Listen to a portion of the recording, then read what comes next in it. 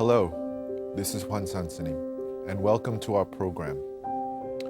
Recently, one of my students came to me with a concern. He told me that some of his friends from the United States visited Korea for the first time. And these friends had never really visited an Asian nation before, nor had they ever been exposed to Buddhist culture. And so my friend brought them to a famous Buddhist temple. And these friends of his were able to see some Buddhist practitioners bowing and prostrating themselves before the Buddha image. And he saw that this practice made his friends uncomfortable. These friends didn't say anything, but nonetheless it was clear that they were a little bit uncomfortable, and it made their relationships with one another a little bit awkward. And this student of mine told me that it was clear that his friends were too polite to say so, but they considered the act of bowing and prostrating before the Buddha image an act of idolatry. Now, I think most people these days know that Buddhism has nothing to do with idolatry. Nonetheless, I have found that many Buddhists want to know, how can we explain to people that don't know that the act of venerating the Buddha image is not an act of idolatry?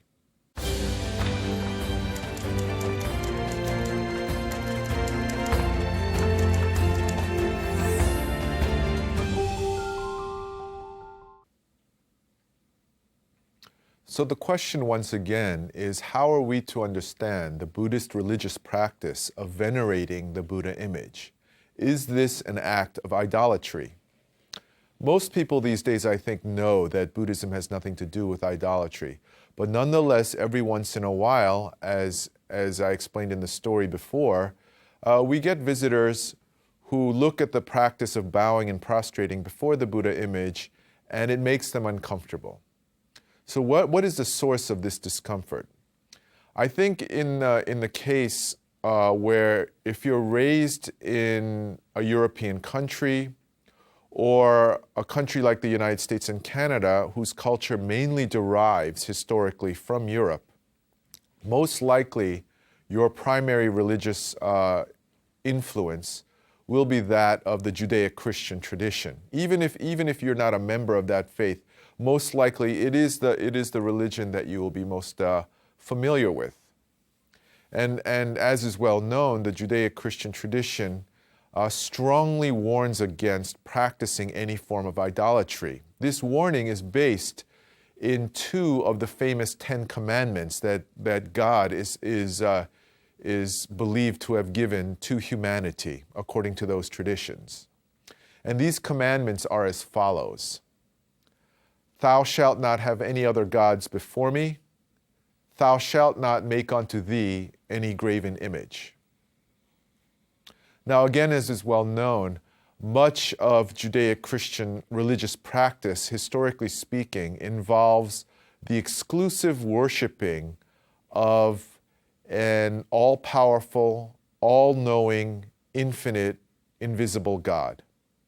And any other form of worship is considered inappropriate, or even stronger language, of course, is used. So if you come from that kind of background, I think it's very, very understandable to look at Buddhists praying and bowing and prostrating themselves before the Buddha image, feeling discomfort and thinking that it's a form of idolatry. The reasoning goes, if you've come from this from the Judeo-Christian tradition or other forms of theistic religious practice, is that there's something inherently wrong with a human being worshiping a physical object, and number two, it's irrational. It may even be considered superstitious. Now, I do believe that it's understandable if someone coming from those kinds of traditions looks at Buddhist practices and it appears that way to them. But we need to bear in mind that this is really an erroneous view, that they have, when we look at Buddhist practices as idolatry, that we're making a very, very big mistake. First of all, Buddhism is not a religion of worship. In Buddhism, it is taught famously that not only all human beings, but all living beings contain within themselves the highest living eternal sacred truth. Every single one of us possesses this transcendent truth, so there is no reason for any human being or living being to worship anything else. There is no reason for any of us to worship each other, and there is no reason to worship anything outside of ourselves, because our bodies and our minds possess within themselves this transcendent, what's called in Buddhism, Buddha nature. So Buddhism is not a religion of worship. And then it follows that prostrating and bowing before the Buddha image is also not an act of worship. If that's the case, if in Buddhism it's taught that every single living being contains within themselves an invisible sacred truth, then what is the significance and purpose in creating a Buddha image? Why do they exist at all? And why would we pray and bow and prostrate ourselves before them? Let's listen to Sun Master Songdam as he explains to us the significance of the Buddha image. So once again, please assume proper sun meditation posture. Straighten your back, lower your shoulders, engage dantian or abdominal breathing. Within yourself, on the out-breath of every dantian breath, ask yourself, Imoko. What is this that moves my body, that thinks my thoughts, and that feels my emotions? Ask ourselves this hwadu, the question Imoko, and raise the doubt as we listen to the teachings of Sun Master Songdam. 부처님은 3000년 전에 열반을 하셨지만 절마다 부처님을 거룩하게 조성을 해서 금모를 입혀서 잘 모신 것은 이 도량에 살아계신 부처님이 계신 줄 그렇게 믿고 우리가 수도 생활을 하자는 뜻에 있는 것입니다. 부처님은 오고 가신 바가 없고 생사가 없는데 언제나 어디서나 우주 법계 법신불로 가득 차 계시고 일월성진과 산천초목과 두두물물이 다 부처님의 법신체가 아닌 것이 없거늘 어찌 나무나 흙이나 쇠붙이로 조성을 해서 모셔야만 거기에 부처님이 계신 것은 아닙니다. 이 지상으로는 그렇지만 그래도 우리 근기가 하열한 중생으로서 비록 그런 등상불일 망정 더 거룩하게 조성을 해서 청성껏 모시고 이렇게 지내면 그리고 조속으로 예불을 올리고 사시에 공양을 올리면서 부처님께 참여하고 발언하고 서원을 세우면서 이렇게 생활을 해나가면 실제로 우리 가슴 속에 부처님의 우리와 같이 계시고 우리 도량에 계신다고 하는 마음이 나기 때문에 불상을 모신 것입니다. So in his Dharma speech, Sun Master Songdam tells us that the Buddha resides in all things. What does that mean? Well, when he says the Buddha, I don't think he means the historical figure, the historical Buddha. When he says the Buddha, I think that he is indicating the so-called Buddha nature, the nature of original enlightenment, our basic, most fundamental nature of having the capacity to be enlightened, that this exists in all of us. This is the locus of truth. This is the embodiment of truth, and it exists in an invisible way within every single one of us. And yet he tells us, Nonetheless, we need the Buddha image. Why do we need the Buddha image? Because in our current state, most of us are unenlightened. Unenlightened means that we are unable to directly perceive and experience for ourselves the Buddha nature that is within us. We are unable to connect with it, even though we may believe in it. In such a case, in our religious practice, in our meditation practice, sometimes we need something that we can connect to emotionally. And for that purpose, the Buddha image has been created. I think for modern practitioners and for modern people who are interested in Buddhist practice, it's best to understand the Buddha image as a kind of educational symbol, as well as part of a system of Buddhist meditation. So how is it an educational symbol? Well, let's consider the Buddha image, the defining characteristics of the Buddha image. What we see in the Buddha image is a visual representation of something that is invisible. So we know that it's not literal. And in its visual representation, it is trying to teach us something about the Buddha nature that it represents. So let's look at the Buddha image closely. What is it? It's an image of an ordinary human being. And what I mean by ordinary is that the Buddha image has no superhuman characteristics, no supernatural characteristics. There are no wings attached. There are no multiple limbs. There are no parts of animal bodies attached to it. It is simply a normal human being with one head, two arms, two legs, two eyes, one nose, one mouth, and so forth. And what it tells us is that the normal human body and mind, the ordinary human body and mind, contains within itself the highest and most sacred truth. That we don't have to go beyond the visible human body, the perceptible human mind, to find the greatest truth in the universe. It is at hand, within the terms, within the depths of our own mental and physical existence. The other characteristic that we see of the Buddha image is that it's often coated in gold.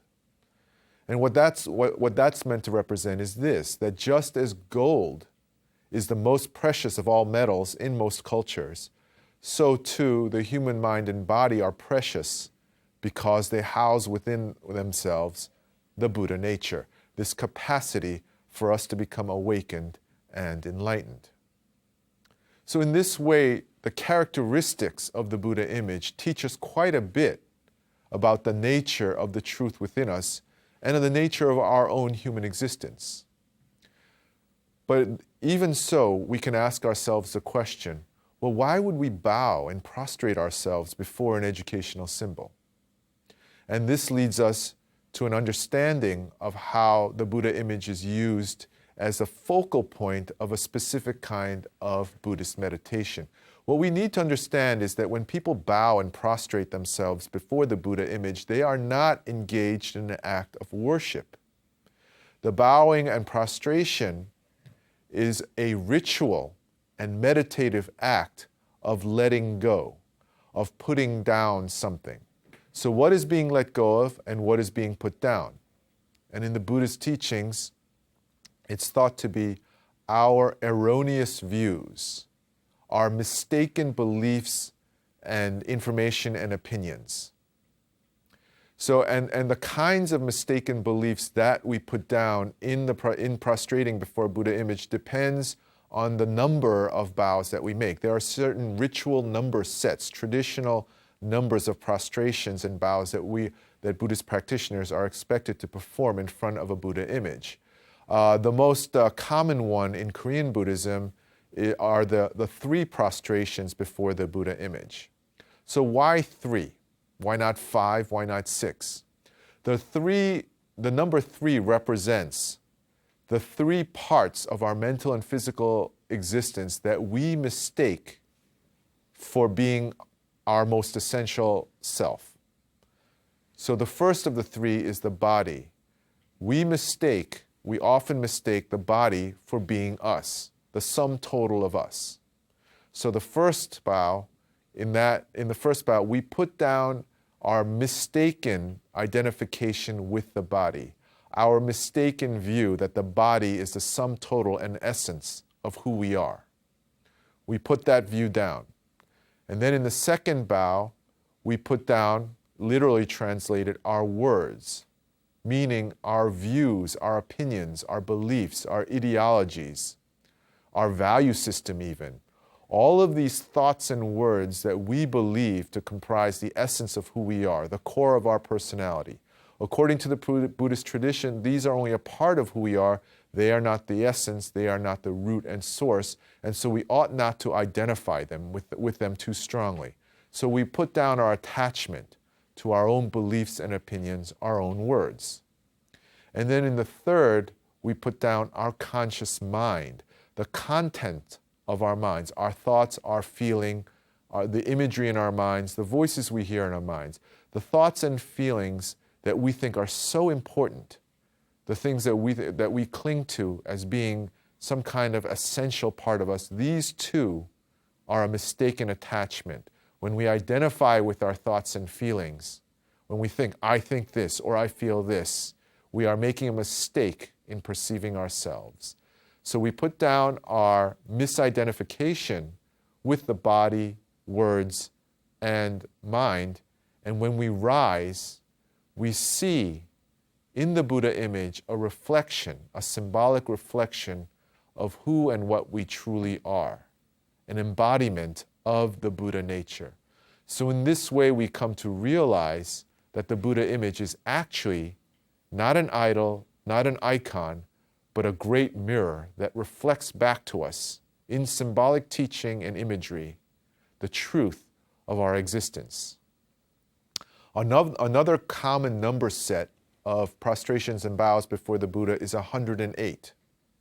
And so a newcomer to Buddhism may ask, why 108? Why not just 100? Or why not make it 200?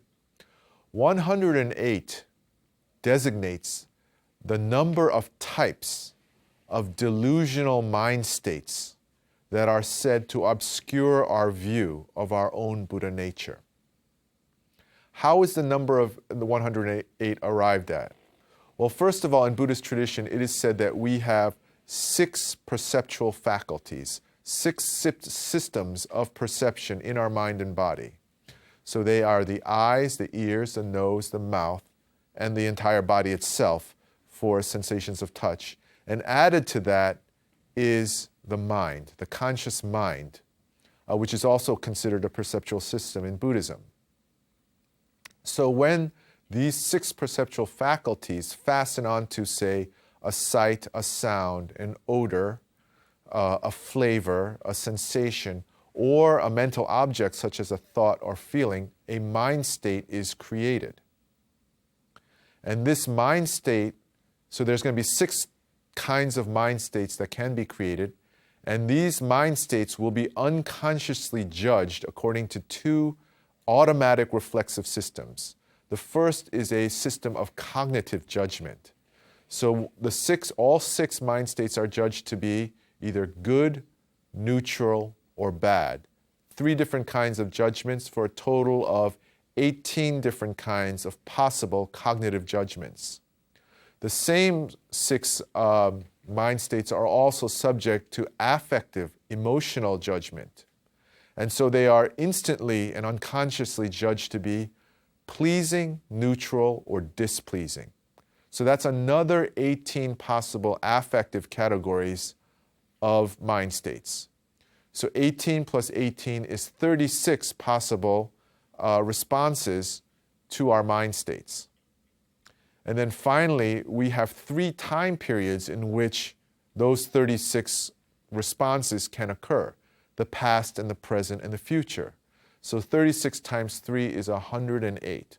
108 provocations, distractions, stimuli that affect our mind-body system and cloud our consciousness so that we can no longer perceive our essential nature.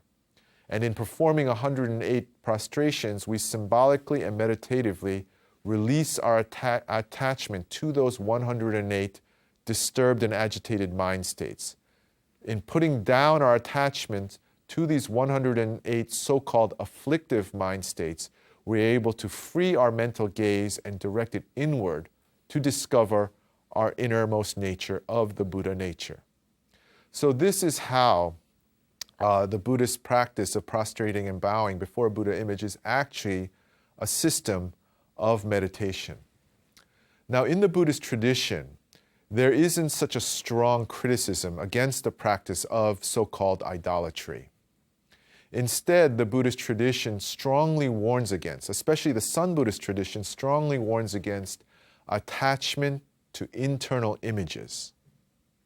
Internal images are images that we have of some parts of reality. And a very simple modern example might be a negative stereotypical image that we may hold of a person from a different religious tradition, a different nation, a different culture, or a different sexual orientation. When we become attached to a negative mental stereotypical image and we end up meeting someone from that religion, nation, culture, or that community of that kind of sexual orientation, instead of looking at the person, we instead view the image and we judge them through the image. This, of course, is very well known, this form of stereotyping, and it's also very well known that this kind of attachment towards negative stereotypical images is one of the great causes of the kinds of interreligious conflict, religious persecution, racism, sexism, homophobia, and all of the other kinds of oppressive, discriminatory acts that people sometimes commit. Now, what the Sun Buddhist tradition also tells us, however, is that it's not only negative mental images that are dangerous to us. Overly positive, idealistic images can also be harmful to our health and also to our spiritual practice. And once again, I'll give a kind of modern example. Some of us, many of us, hold within ourselves an ideal self-image, the image of the kind of person we would like to be. And with this ideal self-image, if we're not careful, we may be unrealistic in our expectations of ourselves. We may expect ourselves to be too perfect, inhumanly perfect, and we may be too attached to this image. And I would like to suggest that if we do become too attached to this ideal self-image, it's like creating an internal mental idol. It's like we've enshrined an idol in the center of our mind, and now we worship it.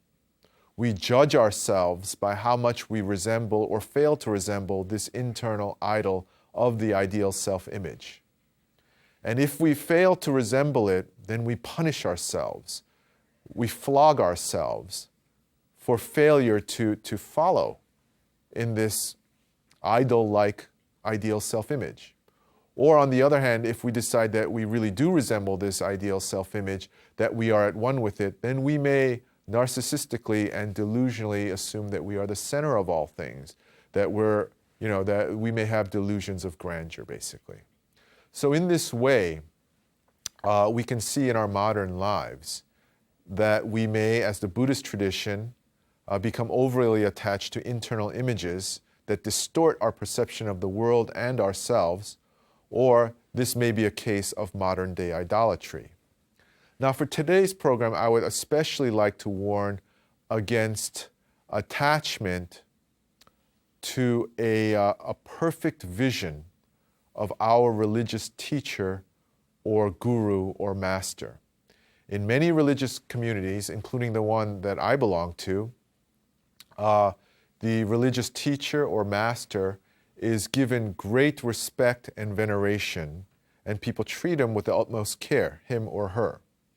And this is fine, but I do believe it's possible to go too far. I do believe that we may create in our own minds a perfect, godlike image of our religious teacher or guru. We may give them the attribute of total perfection. And we may make them into a kind of idol for ourselves, a godlike being who is never wrong, who never makes mistakes, who does not suffer in the way that other human beings suffer. And the real danger of this I believe, is that it changes how we view ourselves. If we think our teacher is utterly superhuman and perfect, we start to distrust ourselves. We don't trust our own judgment. We don't have the initiative to make our own decisions. Now all we want to do is follow and obey this perfect being.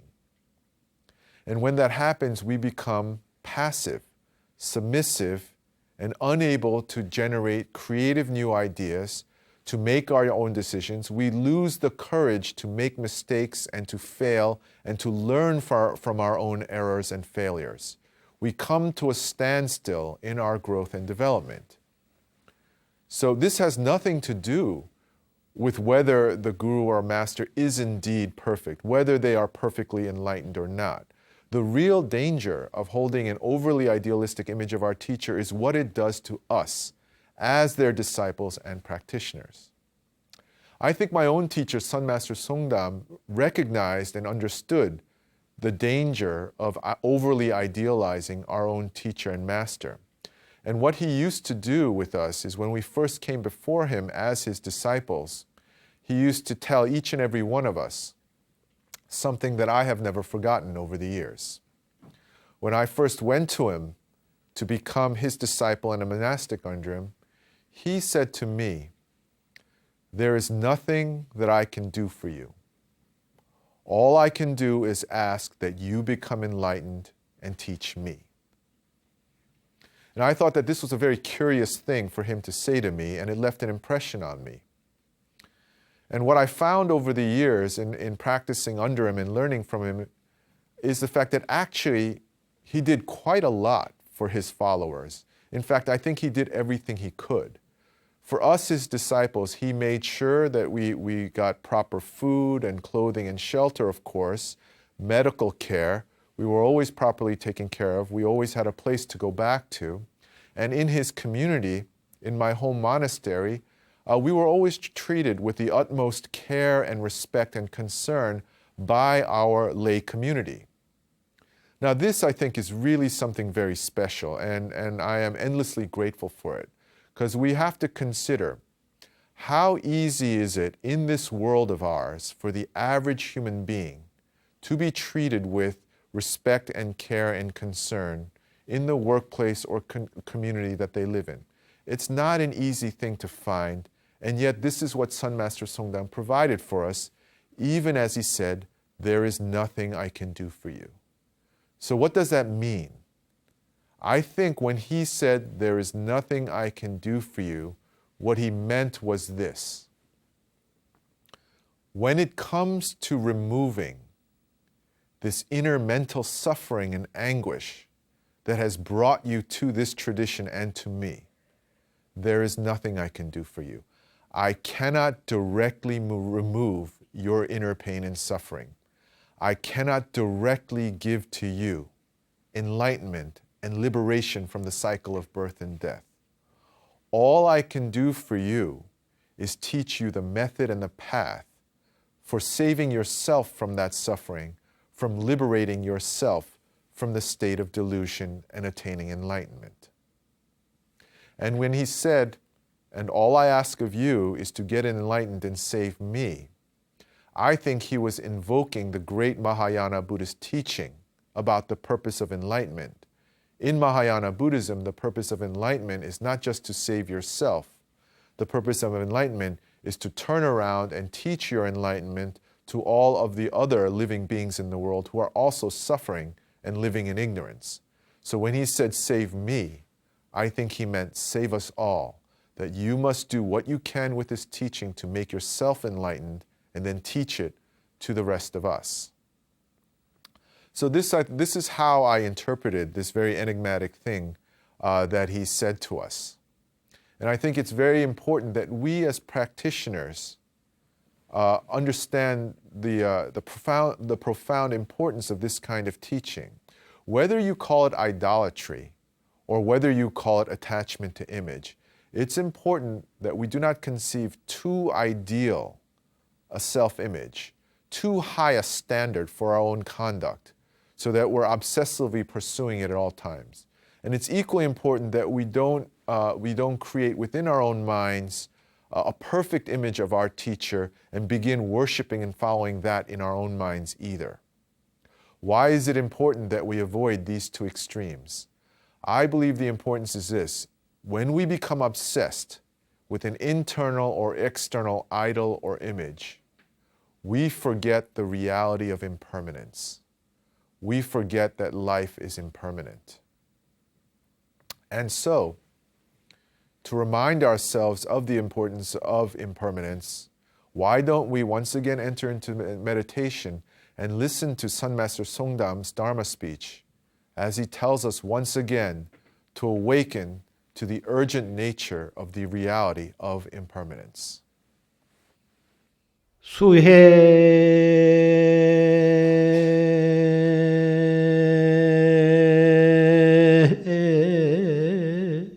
막대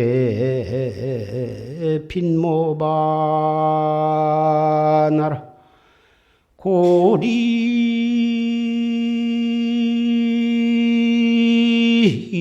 신분 개소년이니라 나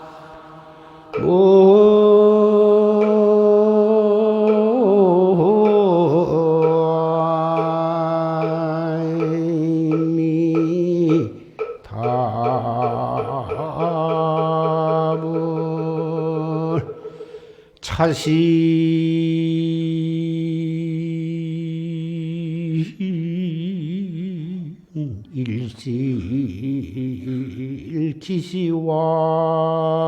일실기시완이며 지옥시장 기등한고나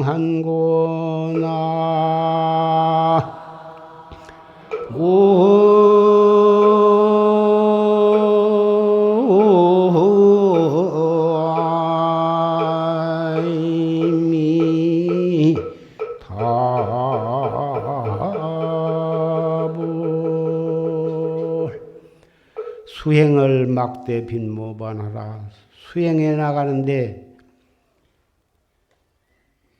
귀밑털이 흰 것을 기다리지 말아라. 늙어서 허리라. 자식, 딸 여워놓고 하리라. 뭔지 일을 해놓고 허리라 하고 뒤로 미루지 말라 이것입니다. 아직은 젊으니까 내가 할 일이 많다. 그리고 뒤로 미루지 말라요. 고리 신분이 개손이다. 쑥대밭 새 무덤이 다 소년의 무덤이니라. 죽음에 있어서 어찌 늙고 젊은 것이 있겠느냐. 젊은 사람, 어린 사람도 얼마든지 죽을 수가 있는 것이지 늙은 사람은 꼭 죽는 것이 아니다. 자신 일실 기시환이며 이 몸 한 번 잃어버리면 다시 어느 때 돌아올 것인가. 지옥 시장 기등한고 지옥에 한 번 떨어지면 나올 기약이 없어. 그러니 어찌 등한히 그럭저럭 방일을 하고 해태하면서 세월을 허송할 수가 있겠느냐. 부처님께서 84,000의 묘한 법을 49년 동안에 걸쳐서 그렇게 간곡히 뭐다 말씀을 하셨지만은 한마디로 말하면 너의 차성을 깨달으라. 너의 이 지수합봉 4대로 뭉쳐진 이 몸뚱이는 더럽고 무상한 것이지만 이 몸뚱이를 끌고 다니는 이 소소영령한 그 차성을 큰놈을 깨달아야 생사해탈을 하느니라. 그 공부해 나가는 방법을 중생 근기에 따라서 여러 가지로 말씀을 하셨고, 그래서 무상을 깨닫고 팔심을 해서 생사윤회 속에서 그 속에서 생사해탈하는 법을 가르쳐 주신 것입니다. 열반하신 지 3000년이 되었지만 역대 조사들이 등등상속으로 전해 내려오시면서 오늘날까지 이 최상승법, 활구참선법이 전해 내려와 가지고 우리가 오늘 또 이 법을, 이 공부를 하기 위해서 도반들이 이렇게 모이셨고, 산신이 이렇게 또 간곡히 부탁 말씀을 드리게 된 인연은 다급생내로 우리가 부처님 회상에서 많은 인연을 가졌기 때문이라고 생각이 됩니다. 한철을 지내신 동안 사소한 일에 신경질을 내거나 불평불만을 내지 말고 무슨 생각이 일어나거나 무엇을 듣거나 무엇을 보더라도 바로 한 생각을 그 생각에 즉해가지고 화두를 드셔서 일년말년이 되고 타성일편이 되어서 이 의단이 처음부터서 잘된 사람은 없습니다.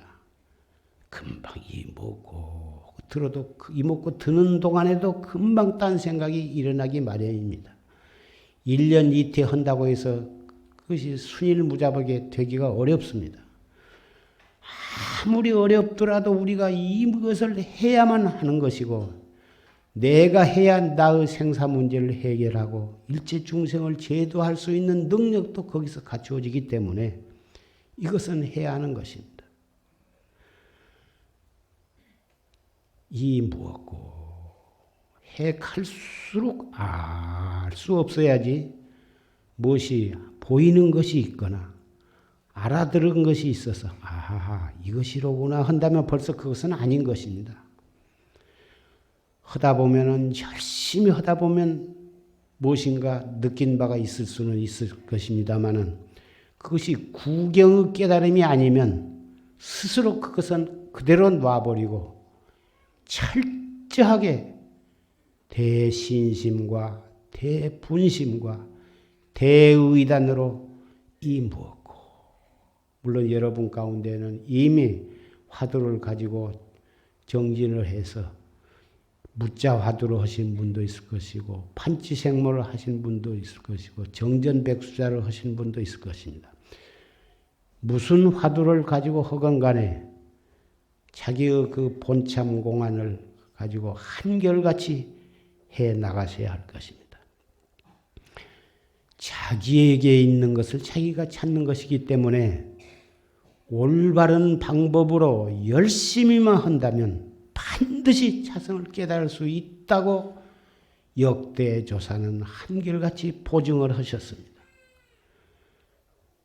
말세에 참선해가지고 될까? 내가 근기가 약한 사람으로서 염불이나 하지 경이나 읽지 감히 최상승법을 한다고 한 것이 과연 목적 달성이 될 것인가? 이런 의심은 할 것이 없습니다. 백만겁이 지나고 무량겁이 지내서 아무리 말세가 된다 하더라도 우리의 자성에는 변함이 없는 것입니다. 이 방법을 인연이 없어서 모른다면 어쩔 수가 없는 것이지만 올바른 방법만을 알 수가 있다면 그리고 같이 공부하는 도반이 있는 한에는 우리는 외롭지 않는 것입니다. 열심히 해서 반드시 금생에 이 몸으로 자성을 깨닫기를 다 같이 다짐하면서 오늘의 결제 말씀을 맺고자 합니다. So, as Sun Master Songdam tells us, just because we're young doesn't mean that we're guaranteed to live a long time. Impermanence is affecting us all. At the same time, however, if we happen to be older or elderly, it doesn't mean that we're going to pass away right away either. What's important is that we recognize the importance of the present moment, the urgency of the present moment, and direct our gaze inward in sun meditation. Now, as I said, when we become attached to idols and images, our mental gaze is diverted away from our innermost reality and truth. What we need to remember in sun meditation is that when we practice meditation, we are not trying to become something else.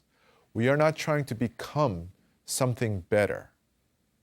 That is not the purpose of sun meditation. In sun meditation, we're not going to become the best version of ourselves.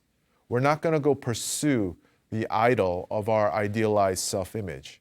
Instead, we direct our gaze inward toward the source of our own awareness to discover for ourselves, to awaken for ourselves the reality and truth of what we already are in this very moment.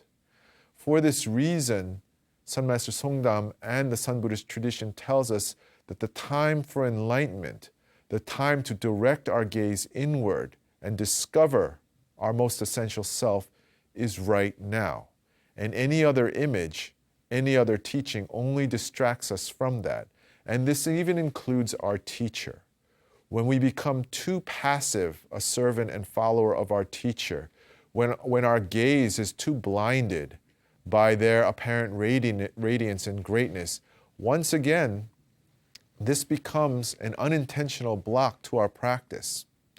The greater our teacher is, the greater the religious teaching itself is, the more we are called upon to direct our attention back inward, to find the root and source of our own existence. This is the most urgent thing, and we need to be able to recognize for ourselves when our own emotional attachments, when our own most fondly held beliefs and opinions and emotions get in the way. So I hope that this program has been helpful for you. And once again, we come to the end of another episode. Once again, I will thank all of our viewers for watching today's episode, and I will conclude with the traditional Buddhist greeting. May we all attain enlightenment.